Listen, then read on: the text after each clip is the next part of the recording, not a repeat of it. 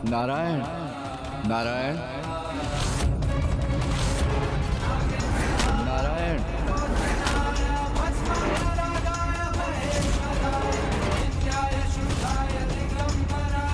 नारायण, हे नारायण। जहां एक ओर मेरे प्रभु महादेव अत्र तत्र सर्वत्र श्री हरिनारायण को ढूंढने में व्याकुल थे, वहीं दूसरी ओर पंच सुंदरियां श्री हरिनारायण की सेवा शुश्रा में लगी थी। किंतु उन्होंने तो वास्तव में अपने छलपूर्ण प्रेम से श्री हरिनारायण को बंधक ही बना लिया था।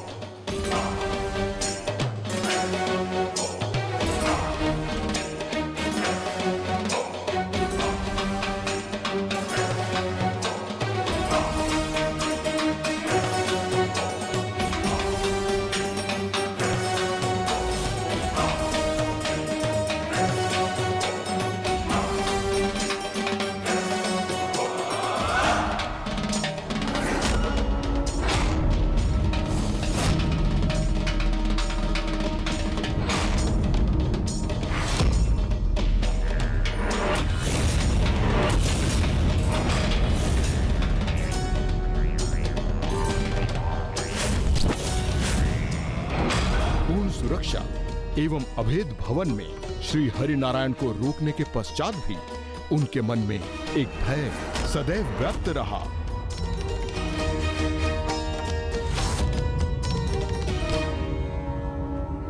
सेनापति! सेनापति! ये यहाँ किन निर्बल सैनिकों को नियुक्त किया है आपने?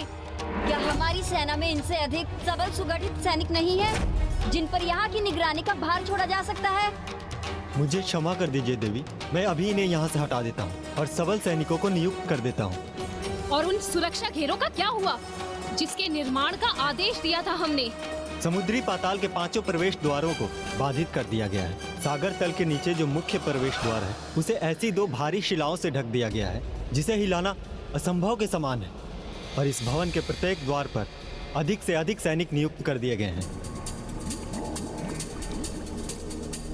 आप निश्चिंत रहिए देवी, ना तो यहाँ कोई प्रभु श्री हरि नारायण के समीप आ सकता है और ना ही कोई उन्हें यहाँ से ले जा सकता है।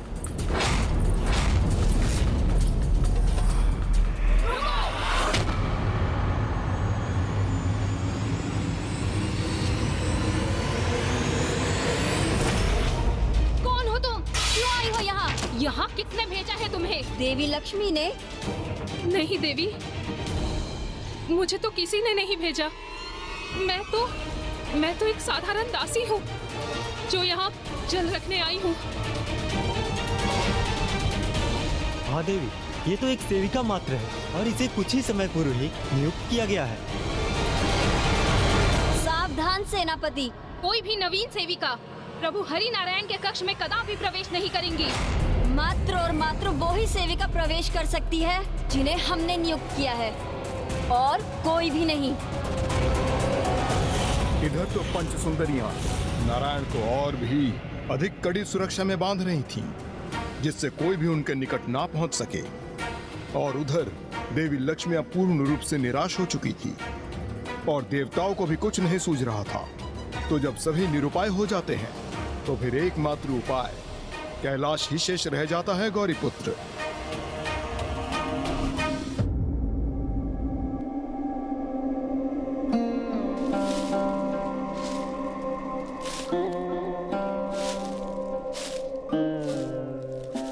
कदाचित स्वामी भ्राता श्री हरि नारायण को ढूंढ ही लाए।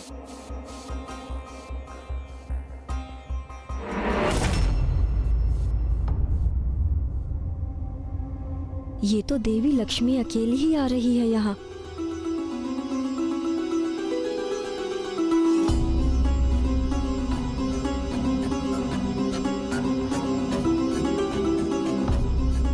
अवश्य भैया नारायण की अनुपस्थिति को लेकर अत्यंत चिंतित है देवी लक्ष्मी। देवी प्रणाम माता पार्वती। प्रणाम माता लक्ष्मी। माता लक्ष्मी, हम सभी वैकुंठ गए थे, किंतु हमें वहां ना आपके दर्शन प्राप्त हुए और ना ही प्रभु श्रीहरि नारायण के।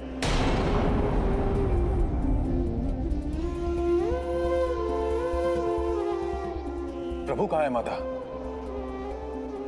हमें उनके दर्शन क्यों प्राप्त नहीं हो रहे?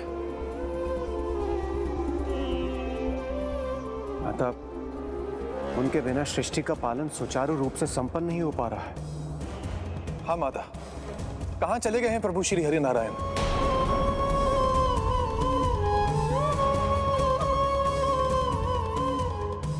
देवगण, देवगण, मैं आप सभी की समस्या से परिचित हूँ।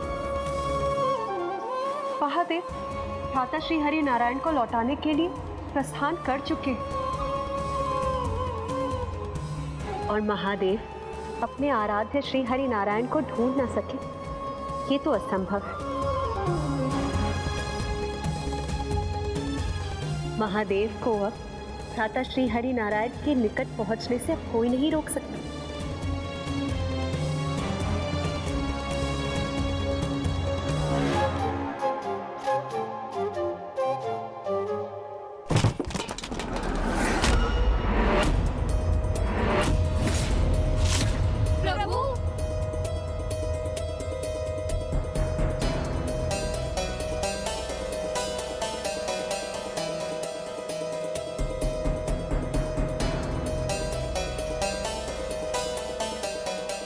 प्रभु की कृपा से हमारा भय हमारा भ्रम ही प्रमाणित हुआ। हमारे प्रभु तो यही स्थित है, सर्वथा सुरक्षित है।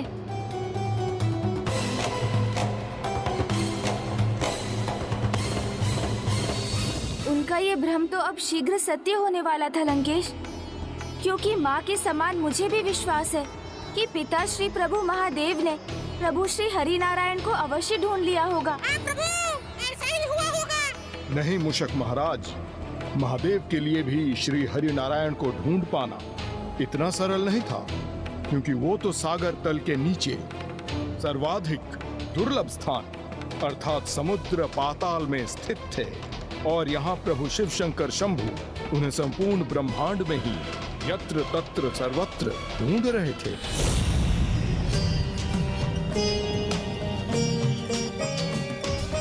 हे नारायण, मैं आपको कहाँ ढूंढूंगा? कहाँ हैं आप? कहाँ हैं आप?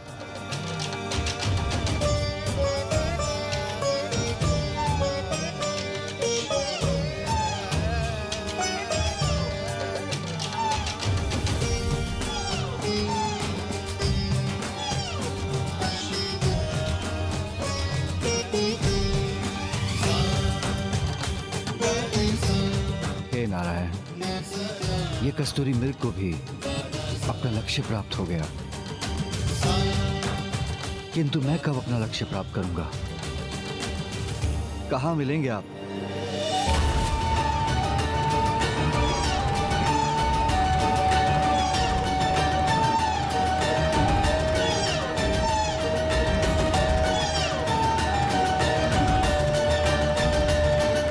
मिल गए नारायण।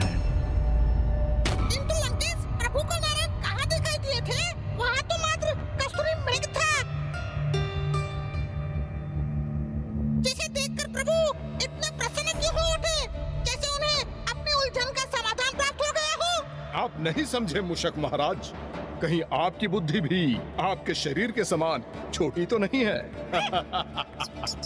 रुकिए लंकेश, मैं मूषक जी को समझाता हूँ। आप जल ग्रहण कीजिए ना।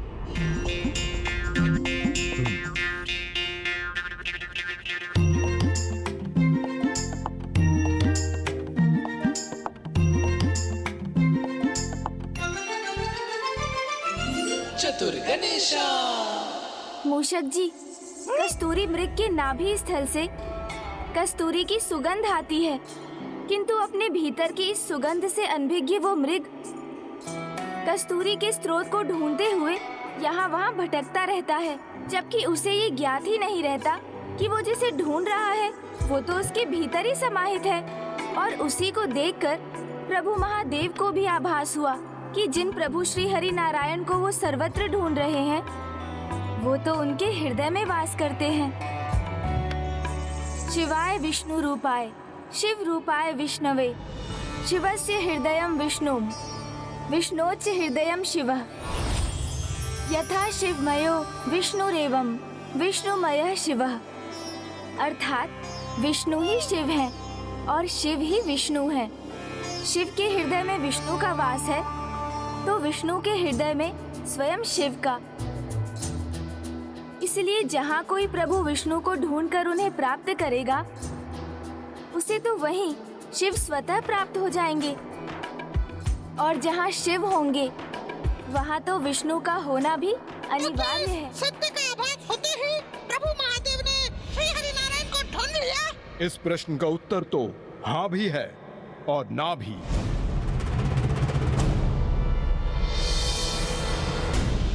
जो मेरे हृदय में वास करते हैं उन्हें सर्वत्र क्यों ढूंढ रहा हूं मैं?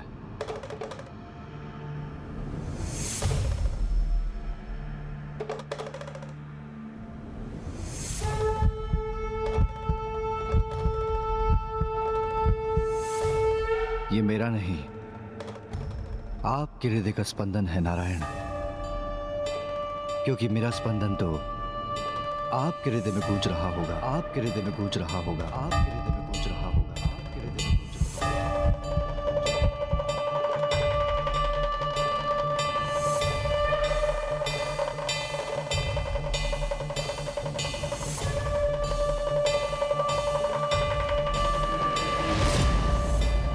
ये कैसी ध्वनि है? कौन है यहाँ?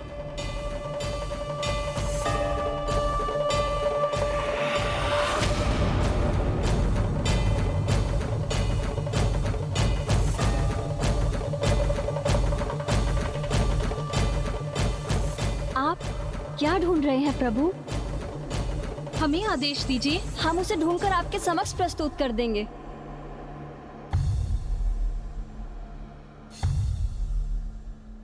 मेरे वक्ष में जो हृदय का स्पंदन गूंजायमान हो रहा है, ऐसा प्रतीत होता है जैसे ये किसी और का है, किंतु किसी और का होते हुए भी बहुत अपना सा प्रतीत हो रहा है।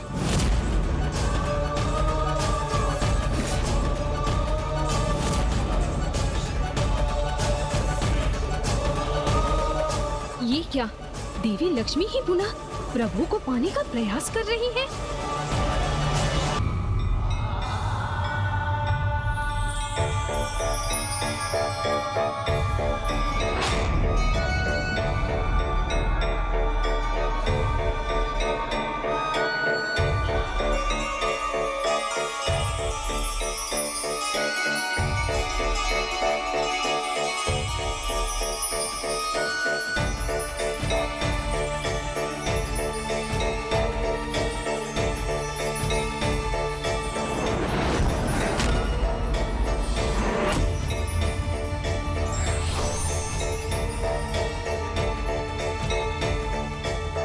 नारायण,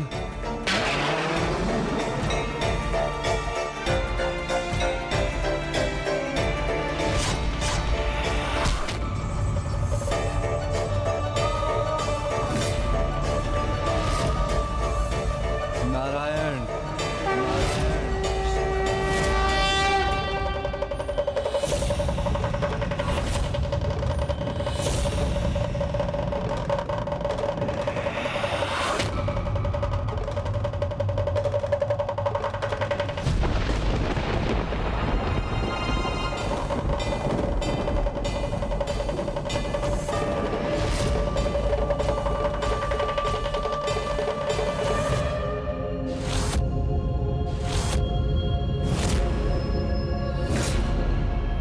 ये स्वर एक परिचित सा आभास क्यों करा रहा है मुझे?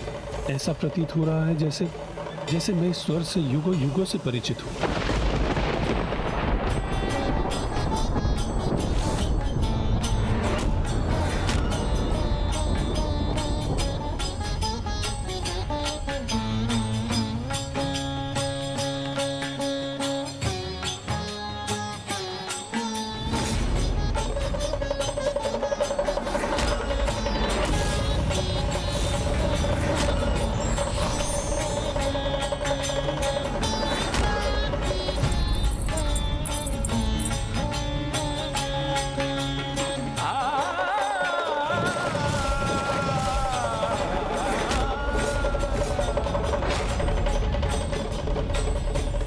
महादेव महादेव।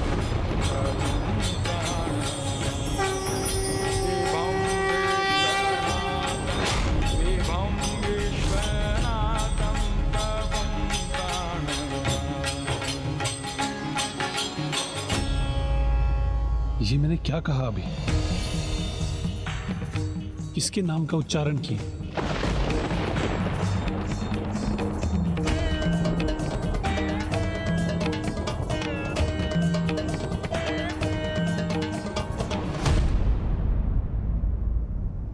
हम महादेव को यहाँ आकर श्री हरि नारायण को ढूंढने नहीं देंगे, क्योंकि यदि वो यहाँ आ गए तो वो प्रभु को अवश्य ले जाएंगे, और प्रभु को खोना हम कदाचित स्वीकार नहीं कर सकते। नहीं, हम इन्हें कदापि नहीं खोएंगे। इसके लिए हम इन्हें क्रियान्वित करेंगे, जो यहाँ किसी को प्रवेश करना तो दूर, दृष्टि तक नहीं डालने देंगे।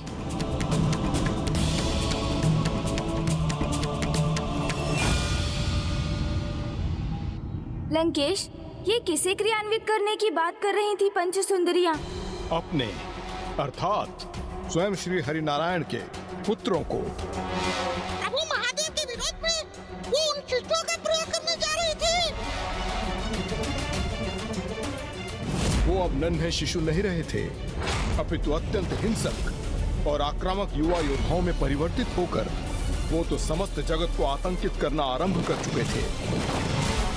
किंतु इस बार वो सभी अपनी माता के आदेश पर युद्ध करने के लिए प्रेरित होने वाले थे।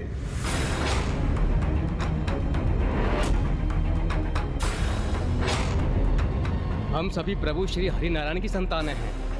उन्हीं की भांति सर्वशक्ति संपन्न है हम। इसलिए आप सभी चिंता कदापि न करें माता। हम यहाँ अपने स्थान में किसी को प्रवेश नहीं करने देंगे, फिर भले ही वो कितना प्रचंड योद्धा क्यों ना हो।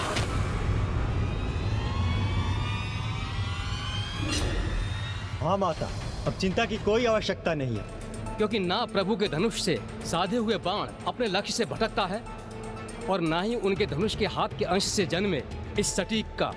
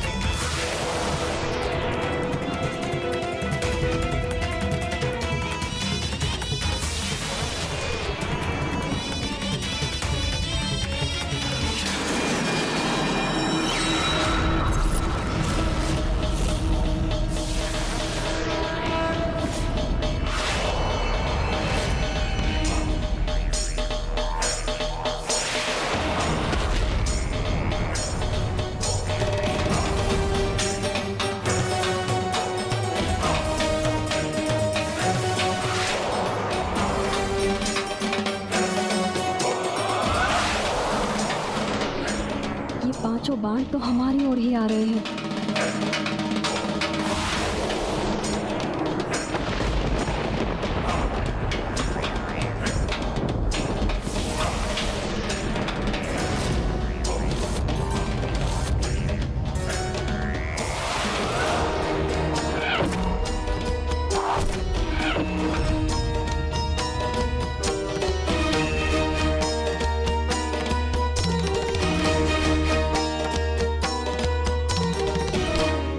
अपने इस पुत्र का प्रणाम स्वीकार कीजिए माताओं।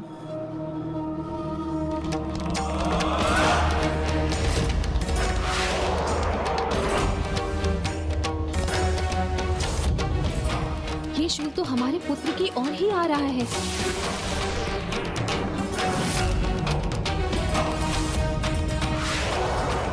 दूरांश के होते हुए आपको चिंता करने की आवश्यकता नहीं है माता, क्योंकि नारायण के उस हाथ के अंश से मैंने जन्म लिया है जिसमें वो सुदर्शन चक्र को धारण करते हैं। इसलिए मुझ में तो